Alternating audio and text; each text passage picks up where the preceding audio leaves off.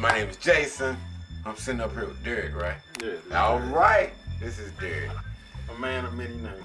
So, we want to talk about in the 90s. DJ Quik had a song off his second album. It was, that album was called, I think it was Way Too Funky, I think. Right.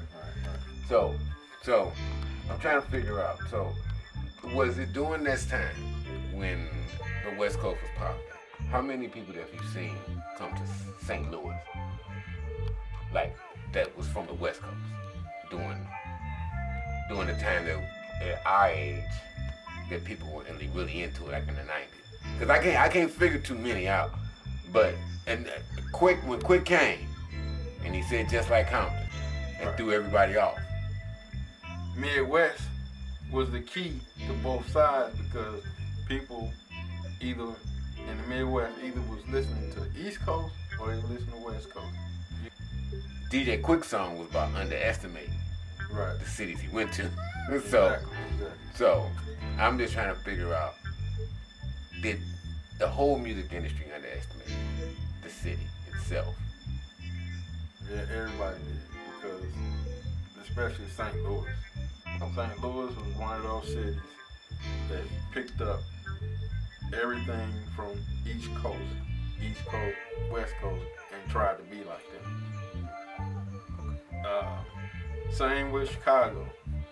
Up north, Chicago, still Midwest, but we all pulled everything from the East and the West and made it our own. I never really thought about it until you started talking about it and going back in my head like, wait a minute. So you mean to tell me two rappers from the West Coast do a song about St. Louis? Huh. I want to have a gang affiliated or something. I don't know. It was gang affiliated, it was drug affiliated, it was whoever popular dressing. You either gonna, like I said, you gonna dress like you from the West Coast or you gonna dress like you from the East Coast. All them boots and Timberlands and all, that came from the East. Yeah. And West Coast. With West Coast, the Dickies and the Chucks. Okay. So Derek, can you tell us what happened between the whole situation with Quik in St. Louis and why did he mention us? Just from rumors of what I heard. DJ Quik, I have no evidence. Okay. This is just rumors. Yeah, I understand. That was his attachment to St. Louis, kind of for real. Okay. But I just never thought about it like that. I mean, don't get me wrong. DJ Quik is underrated. He's underrated. It's underrated as a producer, hands down. If you're talking about the West Coast, he's real talented dude. Yeah. So I was just kind of trying to figure out that when he did the song, and not to dwell on it, but it was like, it came from out of left field. What was that, 92, 93, something like that? Somewhere around. And so, when it dropped, I was all like, but he had pictures. He had Gus. Yeah. He was really in St. Louis. I was all like, oh my God, this was real. And that's what makes that rumor kind of make you want to believe it because. But think about this. So we're talking about Quik, and we're talking about Jus Lyke Compton, and we're talking about his second album, Sophomore, which to me, I'm not gonna say it out loud. Way Too Funky is better than Born and Raised. Don't get me wrong. Way Too Funky was next level type of stuff. Do you think that in hip hop of today's time, could that translate well if somebody would do that now? Say like you from Chicago and you talking and you do a song and all of a sudden, let's just say, Baltimore, it's just like Compton. Chicago or Miami is just like Chicago. Do you think that will play well in today's time? No, not really, because people nowadays are more rap or hip hop nowadays into something that they can dance to. Ain't nobody really trying to hear nobody that's telling a story, Cause see, I always said, me and the missus was talking. She don't like talking to me about rap. But I make it anyway. So we were talking. And I was like, hip hop was missing that back in the day. I can tell where you're from by your slang. Mm-hmm. So it was all like, oh, this is from New Orleans, wine, or something like that, or this from New York, son, or this from the West Coast, big dog, or something. Yeah. You know, old school type of stuff. Now I can't. I don't know where nobody's from. See, check this out though.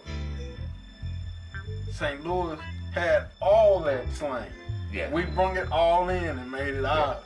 St. Louis is a weird city. It's a weird city. You got some people using Wody and some people saying son. Yeah. I don't even understand that. See, we was growing up, it was different because you popped in a tape. Oh, where they from? They gotta be from California. How you figure that? Look at that beat. It got the funky worm in it. Now, I ain't trying to say all California stuff got funky worm, but you can just tell when you was from St. Louis where it was coming from. The best mixtapes I got was from down south, and all they did was just bounce and dirty talk the whole time, which is great to me. I'm like, I ain't got no problem with that.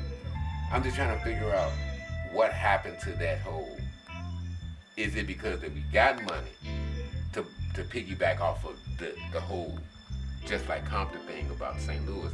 Is it because we got so much money that we can move all over the world and we don't have that connection with making up slang or having our own accent or dressing different? Is because that now that we have this new internet or new stuff, that did it change? Is that what really changed the landscape of music? Because people want to blame rap is bad, but I always think if you show me a different way, I'm gonna do something different. If I can get out of the bubble, I'm out the bubble now. So hip hop is out the bubble. So do you think that if, like I said, Quik or Dre or the whole, like I said, NWA thing or the West Coast, all of them, if they would have been as strong of an entity now, like it was back then? And I'm not trying to take away nothing from them, but it's like it's different now. I don't see anybody that's firmly standing in their area or region. Like when we was growing up. Right. I get what you're saying, because back then you could tell where people was from. Now you really can't, because I think, Nas even made a song, that said hip hop is dead, but I don't want to go that far. It's just in change. Right. And I don't know if it's changing for the better, but it just ain't the same. I think it's an age difference. We love our old hip hop. I like to hear a nice little story on a nice little beat. Yeah. I mean, but now it's just like all you gotta do is say 3 or 4 or 5 words on a nice little beat, and you got a hit song. It's but I'm not gonna lie. You know what? I'm not gonna lie to you. Back in the day, it's like maybe I liked them because I spent $10 on the tape. Maybe. I'm not gonna lie. But here's the thing about it. Yeah. The thing about it, I spent $10 on the tape.